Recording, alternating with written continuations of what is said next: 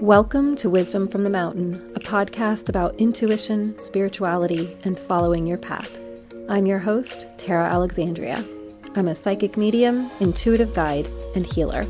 I'm here to support you to live from your intuition and find true healing and authentic growth. Thank you for being here and for your willingness to live your best life, for yourself and for the world around you.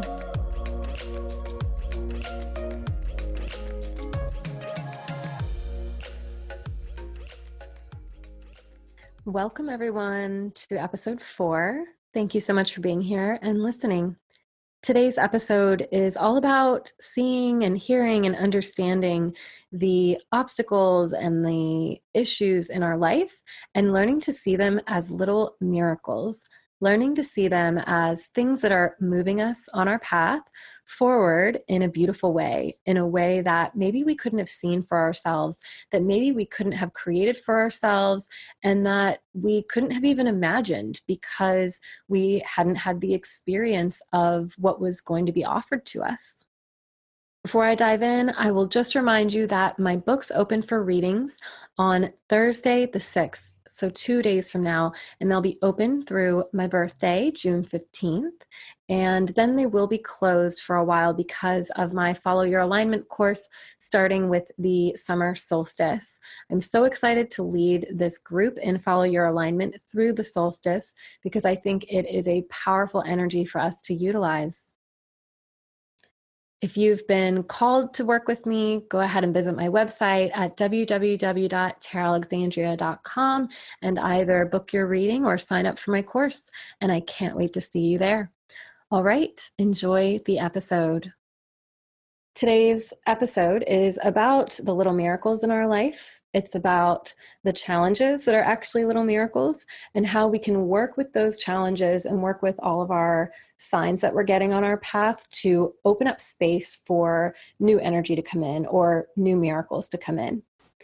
The reason I wanted to share this is because this comes up really frequently with clients. A lot of times when a client comes to me, they're going through change, of course. They're going through what I consider a blind spot, of course. That's why they need someone who has vision to be able to see around for them. And they are often letting go of something or moving through something that is difficult to let go of because either they love it or because it's their comfort zone. And whether it's either of those things, it doesn't really matter. Those are really challenging situations either way, and it's important to get some assistance to kind of push through them. But what I find most often is that it's really important to shift perspective and see clearly that your obstacles are actually not obstacles at all. They are little miracles. They're little signs. They're little divine breadcrumbs on your path that kind of show you where to go next, that lead you out of your current situation, and that place you into your next steps, that can literally pick you up out of where you are and put you on your path in a different way. So I'm going to talk about a personal story, of course, and I'm going to talk about a client story. And I want to tell you both of them because I think they both illustrate my point beautifully. I think that they're both really important to kind of show you what I mean about how little miracles can come in that we actually think are obstacles, that we actually see as problems that we can end up feeling hopeless about rather than empowered about, and understand how we can go from point A to point B, essentially, in a really hopeful and empowered way. So I want to make a distinction between obstacles and life events that are really painful, because I understand that a lot of us will kind of think, well, how can I see someone passing away as a miracle? How can I see losing my house in a fire as a miracle? So I'm totally not trying to tell you that you need to bypass the pain. I'm not telling you that you need to bypass the difficulties that are in your life. When I'm talking about little miracles, showing up in the bigger obstacles and bigger pains in our life, what I'm illustrating is that most of them pull us or push us or move us somehow into a new direction on our path that can be really, really powerful. And putting our focus on the empowerment of that rather than the grief and the hopelessness is really important. So I'm not saying to not grieve. I'm not saying to not feel what's going on in your life. I'm just giving you some frameworks that you can use going forward that help you to really navigate in an empowered way. All right, so I'm going to start with my personal story from last year. About a year and a half ago, I was in a master's program for an acupuncture degree. And I was hitting this point all of that year where I couldn't really see my future. And I don't know if any of you can see your future, but I was finding it really hard to visualize even my next 3 months. I couldn't see myself sitting in classes. I couldn't see myself working with patients in our clinic. I couldn't see myself doing what I was doing right then. It was a really hard time in my own mind from a vision standpoint for me to see where I was going. And I remember saying to the lady who worked at the front desk at my school, I just can't see. I don't even know what classes to enroll in because I cannot see my future right now. And she is a very gifted person, and she spiritually gifted. That's what I mean. She's a very spiritually gifted person.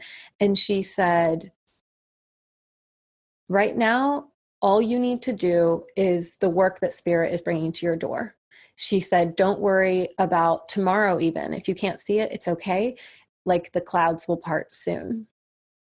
And I felt like I was really blocked, but I kind of just took her advice and I didn't really worry about doing anything. I really kind of let a lot of things in my life kind of slide, and I focused on what was most important to me, what I felt like was showing up at my door.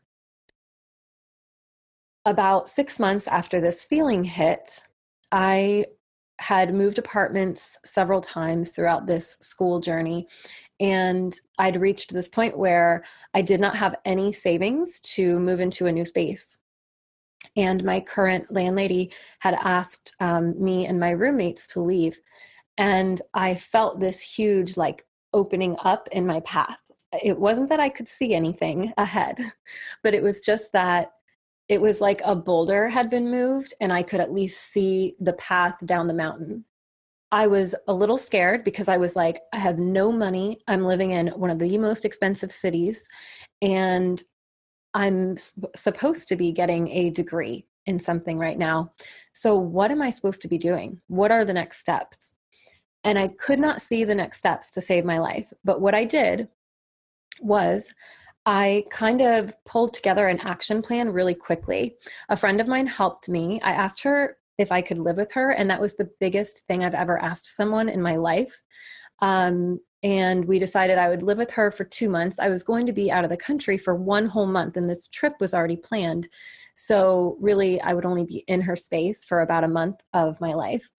And we kind of just like threw this plan together, and I decided to leave school because I didn't have the money to go forward with my plans at that time. And I just had this contingency plan just thrown together. My choices to open up to the path that was kind of suddenly appearing before me were the strongest choices I could have made at that time.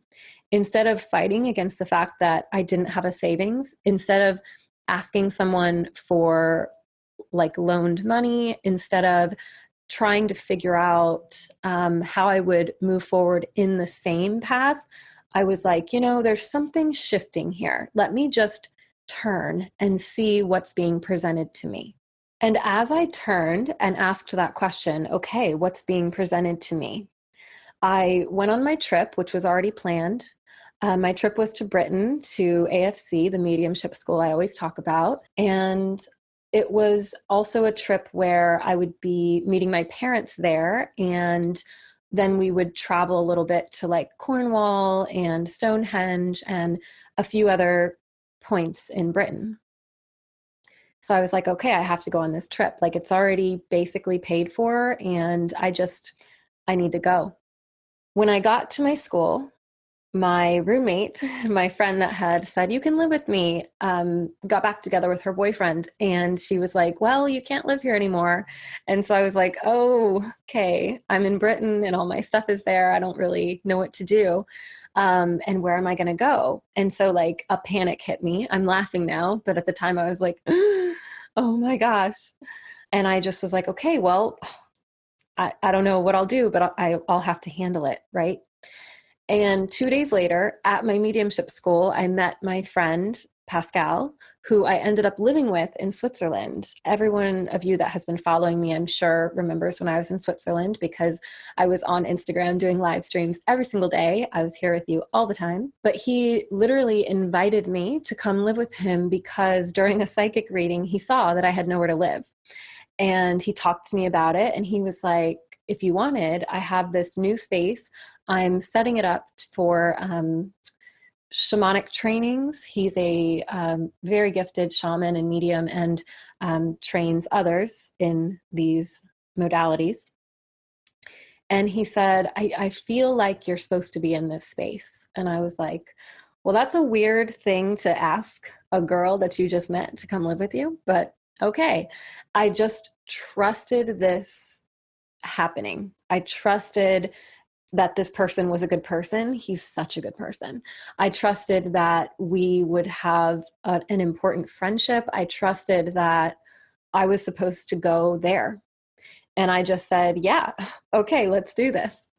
And so I was able to finish out my trip in Britain. And then I flew to France to meet him at a spiritual like a 4-day spiritual community thing. And then we ended up driving through France to Switzerland. And then I lived there for months. And I tell you this simply because it's a big deal when you have no idea where you're going to live. It's a big deal when you don't have enough money for rent, for food, for your general sustenance and support. And this thing can almost suffocate your energy because you feel lost. You feel like, oh my God, what can I do next? How can I take care of myself? How can I handle this situation?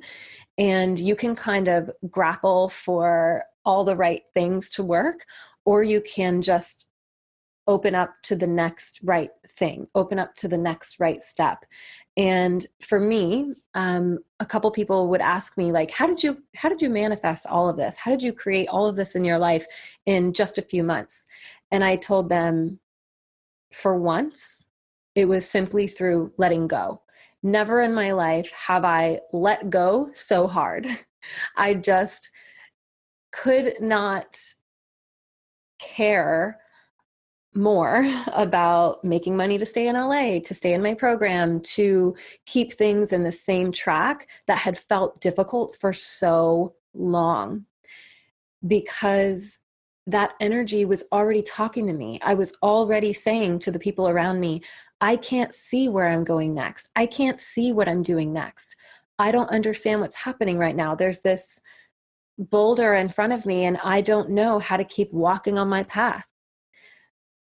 And the circumstances that pushed me out of that current path were lack of money and technically the fires in California. There were fires in California at that time that affected my landlady's home, and she then wanted her old home back. And so it was just like things shifted. Things shifted because of Mother Earth and what was going on with her.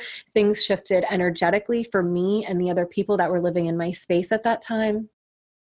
And I was kind of picked up by the universe out of that path and moved into a completely different one, but one that was much more aligned with me because I could develop what had been so important to me that year, which were things like my mediumship, my psychic work, my healing work and clients, and really understanding myself on a deeper level. So that new path that opened up was full of little miracles that were uplifting. Finding a home that was in a little sweet, beautiful village in Switzerland was an amazing little miracle.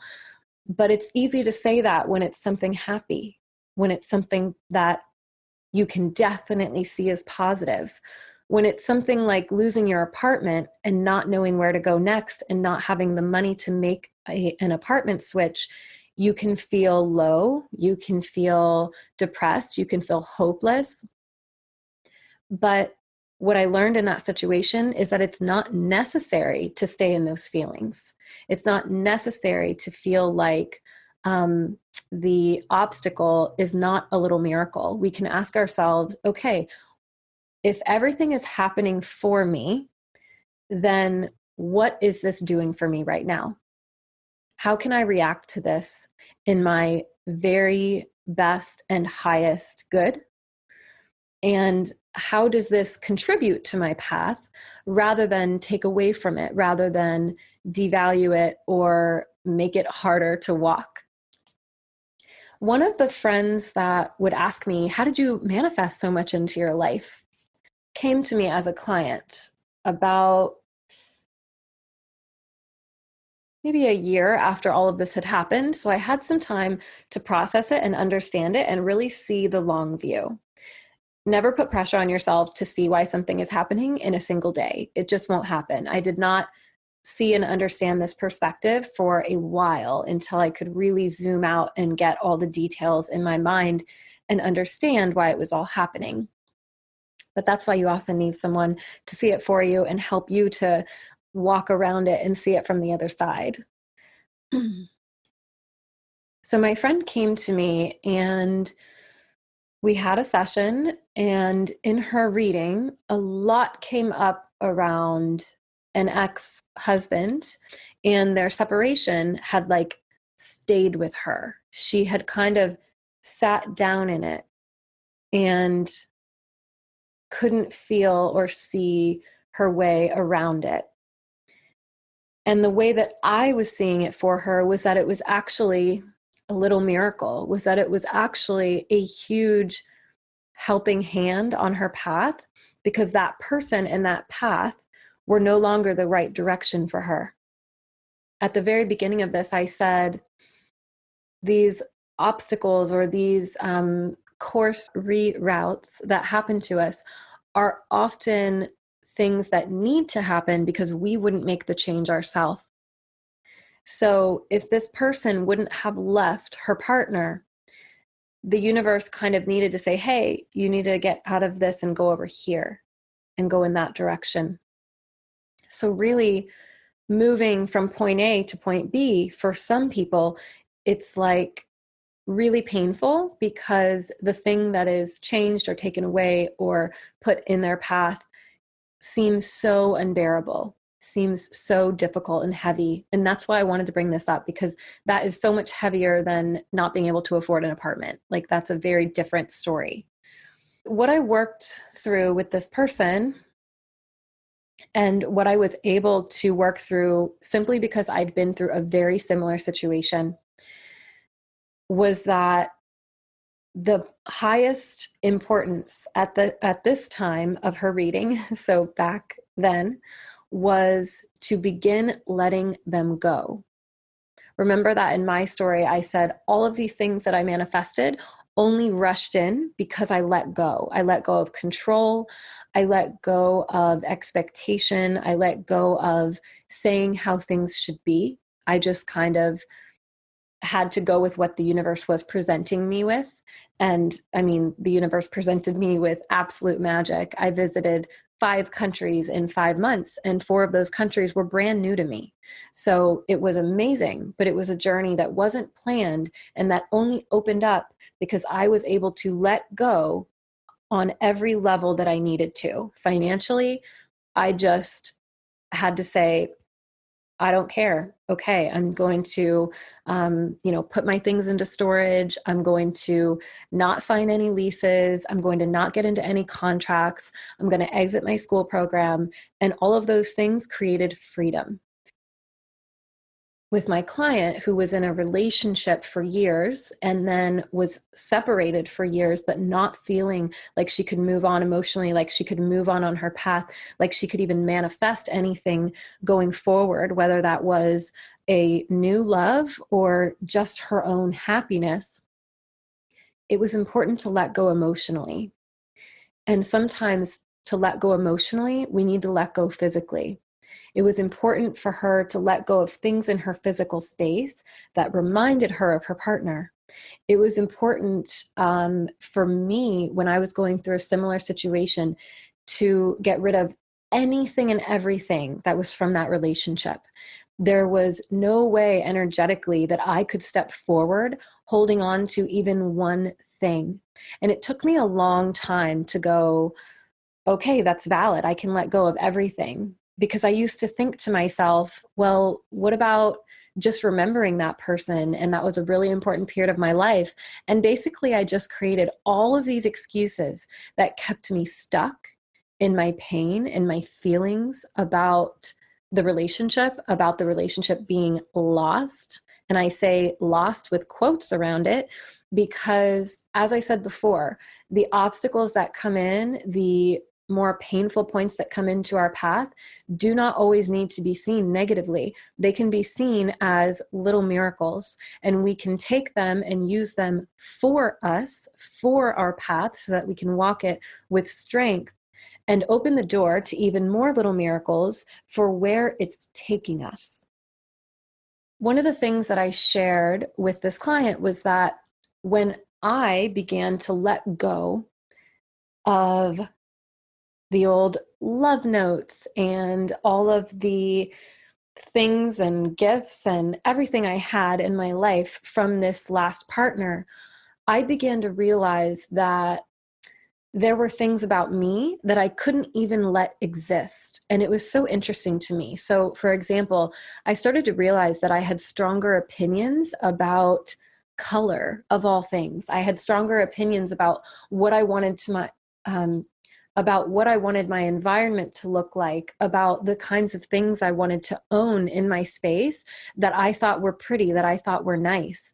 And even though that's a really small thing, it's still a greater level of going into myself and understanding myself so that I'm living a really authentic life. Sometimes living an authentic life is just about only reading the books that you want to read, only buying the color mugs that you want in your cabinet. That can seem so superficial, but really it is so much about the energy that you feel about yourself, about your space, about the way you're living your life.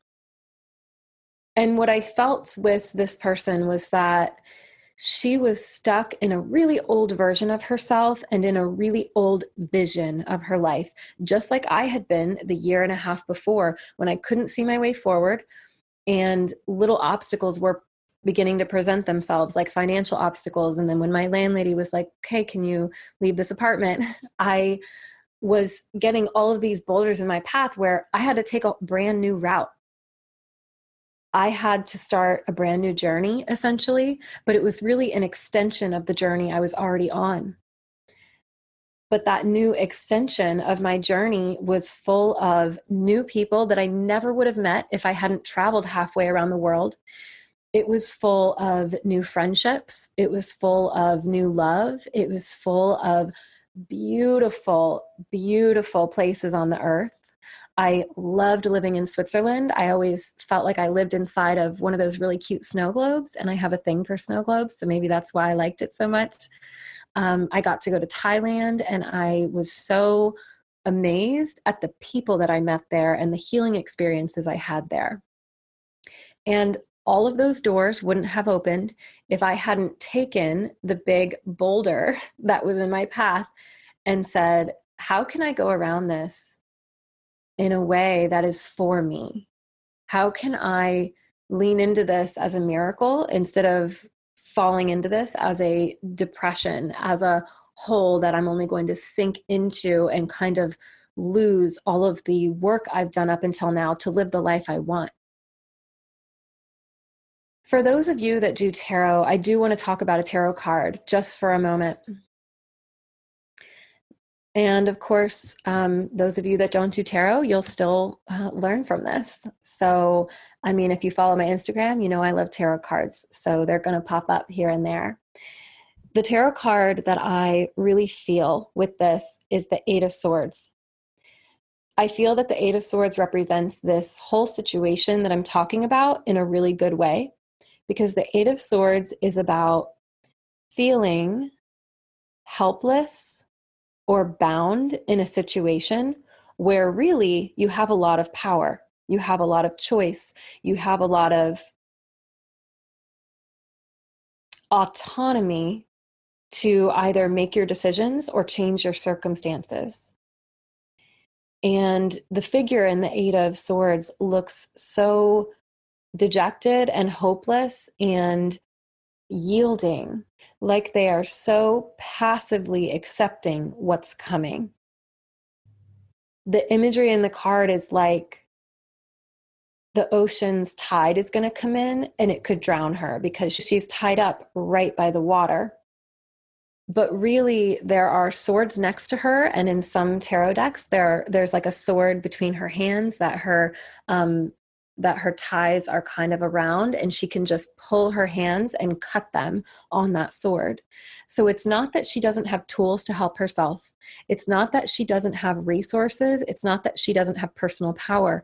It's that she can't see her personal power. She's also wearing a blindfold in this card. She can't see her personal power, and this is what keeps her stuck. This is what keeps her bound.